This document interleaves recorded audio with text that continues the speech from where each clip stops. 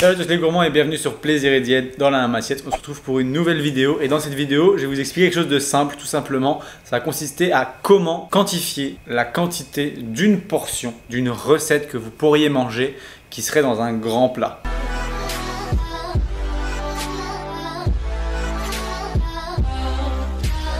Donc pour ce faire, ce pourrait être par exemple un grand plat que vous cuisinez vous-même et vous vous retrouvez dans les conditions où vous cuisinez pour toute la famille et en fait vous savez pas trop la quantité que vous-même vous allez avoir dans votre assiette sans pour autant devoir faire ça avec trop de précision, c'est-à-dire commencer à faire votre petite part dans votre tube à vous pour cuisiner que pour vous et après autre chose pour la famille. L'idée c'est de pouvoir faire pour tout le monde et de pouvoir quantifier en calories combien ça vous apportera à vous. Pour ce faire, la première chose c'est tout simplement de se dire qu'on va encoder tout dans une même recette sur l'application MyFitnessPal. Donc vous prenez l'application, vous créez une recette, vous pouvez aussi le faire à la main avec une feuille et donc ce que vous allez faire c'est que vous allez encoder tous les ingrédients de la recette. Les ingrédients, admettons que l'addition de tous les ingrédients de votre recette donne pour la totalité, disons 2000 calories. Ok, ça donne 2000 calories et vous êtes 4 à manger. En théorie, il faudrait que vous ayez, vous, un plat qui fera 500 calories si vous mangez 1/5 de tout. Sauf que 1/5 de tout, c'est pas toujours possible de le quantifier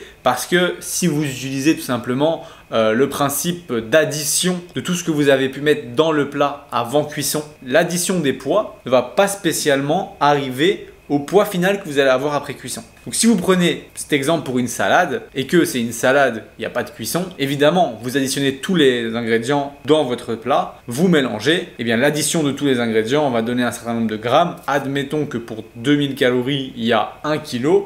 Et bien si vous prenez un quart de 1 kg, c'est 250 grammes, vous avez 500 calories dans 250 grammes. Ça, on est d'accord. Mais lorsque c'est cuit, il y a une petite difficulté, c'est tout simplement que, à la cuisson, les aliments, ils perdent de l'eau. Donc ça s'évapore, cette eau, elle est plus dans le plat. Donc peut-être que lorsque vous cuisinez quelque chose qui fait 2 kg pesé cru, une fois que ça a été cuit, c'est comme la viande, ça perd de l'eau et donc le poids final est différent. Mais il n'y a pas de règle de base qui vous permet de savoir de combien d'eau est, entre guillemets, dépourvu le plat et donc vous pouvez pas savoir ça simplement. La meilleure façon de faire c'est tout simplement de vous dire ok, avant même de commencer ma recette, je prends le plat dans lequel je vais servir, je le pèse, je prends une photo de la pesée. Ok, admettons le plat en lui-même, il va faire 500 grammes. Maintenant, je vais prendre tout simplement tous les ingrédients. Je vais tous les mettre dans le plat, voilà, sur base de, comme je vous ai dit, vous additionnez tous les ingrédients, ce que ça va faire comme poids. Ensuite, ce poids-là, admettons le poids final, c'est 1,5 kg.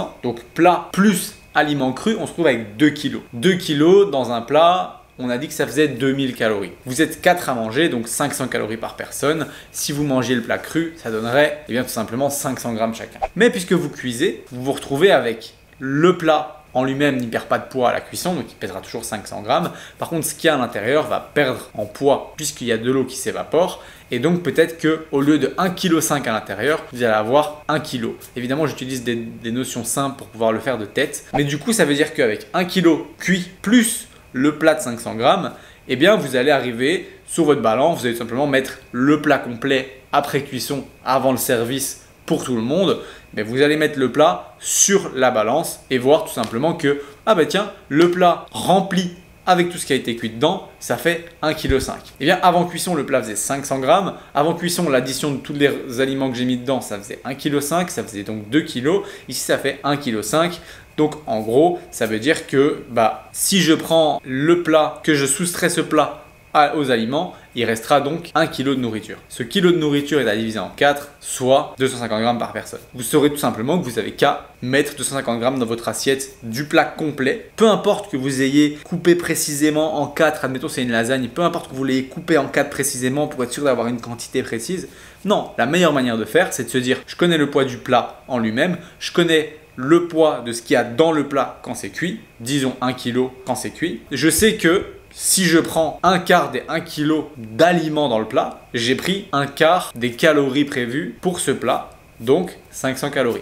Donc ici, vous vous servez 250 grammes et évidemment une lasagne c'est simple parce que vous coupez en 4, c'est simple. Mais admettons on prend un wok de légumes avec des nouilles et tout ça. C'est difficile d'avoir quelque chose qui fait 4 parts égales à l'œil. Donc dans ces cas-là, le fait de peser le récipient avant, de le peser après cuisson avec tout dedans et du coup soustraire le poids du plat à la recette cuite, ça permet de savoir quelle est la quantité de recette en tout quand elle est cuite et de diviser ce poids-là en 4 tout simplement. Et tout simplement, si vous devez en plus sur base de ça savoir combien ça fait en cru, vu que vous avez pesé avant tous les aliments crus, vous savez faire la conversion entre ok j'ai mangé 250 grammes crus, ça fait combien de grammes cuits puisque j'ai la conversion entre en cru ça faisait 1,5 kg, en cuit ça fait 1 kg, il y a donc un tiers du poids qui a été perdu. Donc si vous rajoutez un tiers du poids à la quantité de 250 grammes cuits, eh bien vous avez la quantité crue.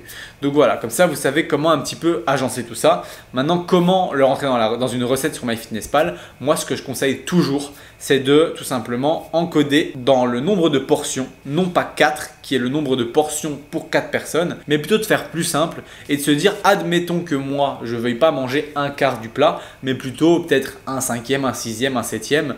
En gros, je sais combien de grammes je vais en manger. Je sais qu'il y a par exemple 1 kg et que je veux en manger 180 grammes. Eh bien, qu'est-ce que je fais? Au lieu d'encoder qu'il y a 4 portions et que 180 grammes, ça va faire un sixième du plat, donc que je devrais faire un plat à 6 portions, non, vous ne prenez pas la tête. Pesez, comme je vous l'ai dit, le plat sans rien dedans. Pesez le plat avec les aliments cuits dedans, déduisez le poids du plat, ça vous fait la quantité d'aliments cuits dedans et ce grammage là, admettons ça fait 1300 grammes, et bien vous encodez dans MyFitnessPal 1300 portions parce que c'est 1300 portions de 1 gramme et donc quand vous en prenez 180 grammes, vous en prenez 180 portions de 1 gramme. Puisque l'application va donc vous donner les calories et macronutriments exacts pour une portion de 1 gramme, peu importe le grammage que vous décidez de prendre, il n'est pas obligé d'être un chiffre rond. Tant que vous prenez et que vous savez combien vous avez pris en poids, vous allez savoir exactement les macros et les calories liées lorsque vous mettez que 1 gramme égale une portion et donc que si en quantité cuite vous avez 1700 grammes peut-être, et bien vous avez 1700 portions. Si vous mangez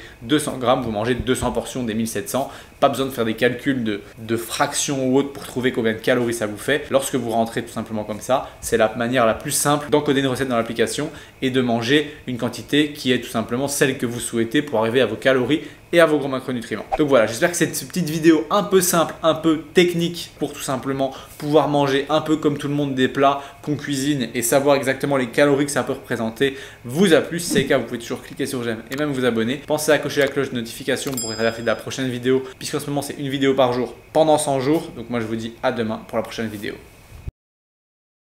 Ok, si tu es encore sur cette vidéo, c'est tout simplement parce que tu es intéressé parce que je vais te dire là maintenant. Je suis en train de te parler de quelque chose d'un petit peu plus personnel, plus axé sur toi, puisque je vais te parler tout simplement des coachings ou accompagnements qu'on peut proposer au sein de Plaisir et Diète. Je pense que si tu nous suis déjà sur Instagram, Plaisir et Diète, donc tout en un mot attaché sur Instagram, ou mon compte perso Maxime-LRNT, tu sais que je propose des suivis et qu'on propose au sein de la team de coaching des suivis au niveau de la nutrition, au niveau de l'entraînement, au niveau des deux ensemble, au niveau de votre mindset, au niveau de la psychologie liée à l'alimentation, un meilleur équilibre, etc. Ainsi que pour ma part et celle de Manon, des consultations diététiques qui peuvent être remboursées en fonction de vos mutuelles. Il se trouve que pour tous ces types de suivis, on a créé une sorte de questionnaire avec toutes les informations que tu pourrais nous faire parvenir pour qu'on analyse un petit peu ton cas et qu'on voit un petit peu ensemble en fait est-ce qu'on a quelque chose à te proposer qui pourrait t'aider à atteindre tes objectifs, que ça soit une perte de gras, que ça soit une prise de muscle, que ça soit une meilleure relation à l'alimentation, que ça soit tout simplement une sortie des troubles du comportement alimentaire, que ça soit une recomposition corporelle, c'est-à-dire perte de gras tout en prenant du muscle et donc avec un poids qui reste plus ou moins stable mais un visuel qui s'améliore. Il y a moyen de faire de tout, donc l'idée c'est juste que tu nous donnes tout simplement les informations sur toi dans le petit questionnaire dans la description. C'est un questionnaire gratuit qui te permet de réserver un appel avec un membre de la team pour en discuter gratuitement pendant une trentaine de minutes, voire même 45 minutes si nécessaire, et qu'on puisse répondre à tes questions sur comment on peut t'aider, etc. Et si ça t'intéresse, n'hésite pas donc à aller cocher ce premier lien dans la description et à tout simplement prendre ton appel gratuit pour qu'on voit ensemble ce qu'on peut faire pour t'aider. Ça me fait vraiment plaisir et encore merci d'écouter toutes nos vidéos. Donc ça c'est le petit cadeau pour ceux qui restent jusqu'à la fin et à la prochaine.